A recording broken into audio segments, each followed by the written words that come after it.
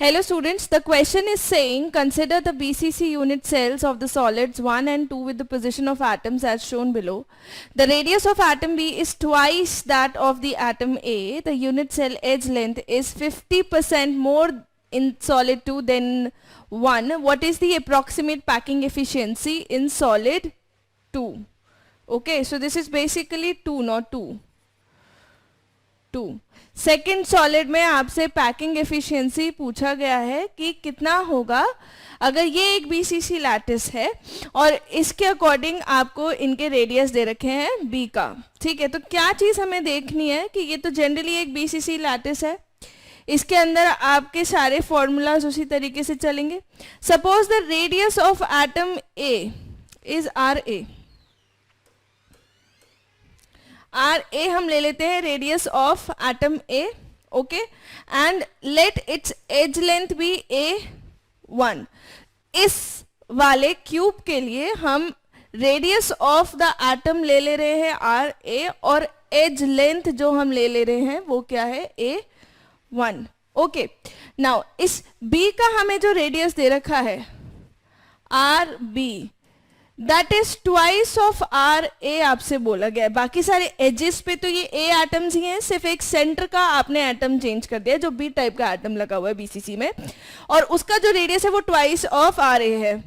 और जो इसकी एज लेंथ है A2 हमें गिवन है, it is 50% more than that of A1. मतलब A1 में ऐड करना है आपको 50% of A1, that is going to be 1.5 A1.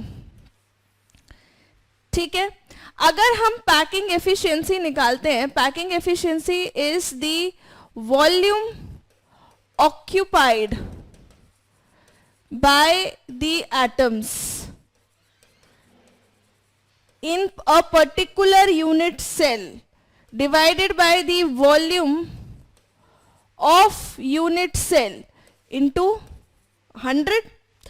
इसका पैकिंग एफिशिएंसी निकालना है. नाउ इसमें अगर आप मतलब वॉल्यूम ऑक्यूपाइड निकालेंगे बाय एटम्स. अब हमें बताया एजेस पे जो आपके एटम्स लगे हुए हैं वो किसके हैं, ए के. नाउ एज वाला एटम का कंट्रीब्यूशन जो होता है that is 1/8 in a particular unit cell, और ऐसे 8 एटम्स आपके लगे हुए हैं. सो अगर हम इसका वॉल्यूम देखें, volume of A atom will be 4/3 pi r A cube. ये A atom का वॉल्यूम हो जाएगा. ठीक है, एक पर्टिकुलर एक A atom का.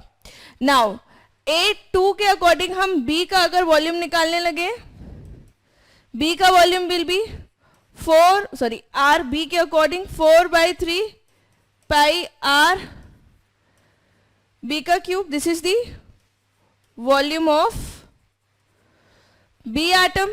Okay. Now A2 और A1 और RA में क्या रिलेशनशिप है? Since this is a BCC lattice, we know for a BCC lattice √3 of A1 will be equal to 4 of RA. यानी कि A1 आपका क्या हो जाएगा 4/√3 RA.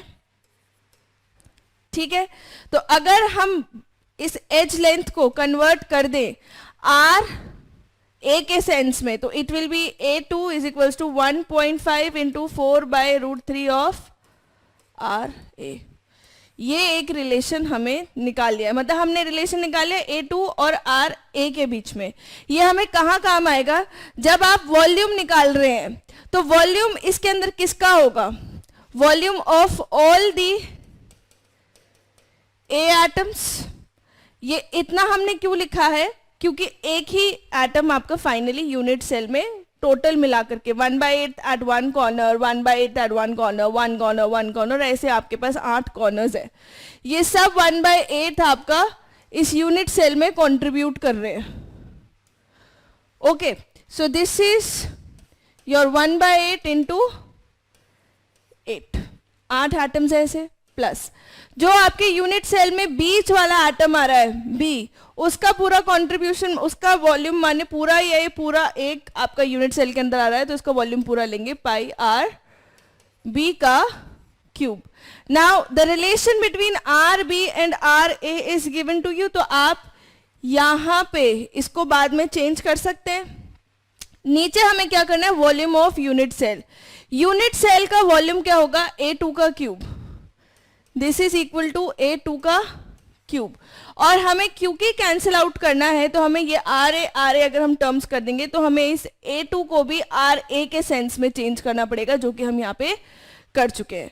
So you are going to take 1.5 into 4 by root 3 RA का whole cube. Okay, so this is what you are going to take, RA का whole cube. और आप इसको जो है चेंज कर सकते हैं कैसे, it will be twice of RA का होल क्यूब इनटू 100. ठीक है, ये जो हमने A2 क्यूब है, volume of the unit cell was A2 cube, जिसे हमने कन्वर्ट कर लिया RA में. सो 1.5 इंटू 4 बाई रूट 3 का होल क्यूब इंटू 100. ऊपर आपके पास रहेगा 4/3 पाई RA क्यूब, ये तो 1 ही आने वाला है टर्म, प्लस 4/3 पाई 2 RA का whole cube. Now when you will solve it all, it will be 90%. Since I have a less space here, so the answer is 90%. आपको ये पूरा solve करना है. The packing efficiency is 4/3 pi RA cube plus 4/3 pi R2 RA का whole cube and divided by 1.5 into 4 by root 3 RA का whole cube. The answer will be 90%. Thank you.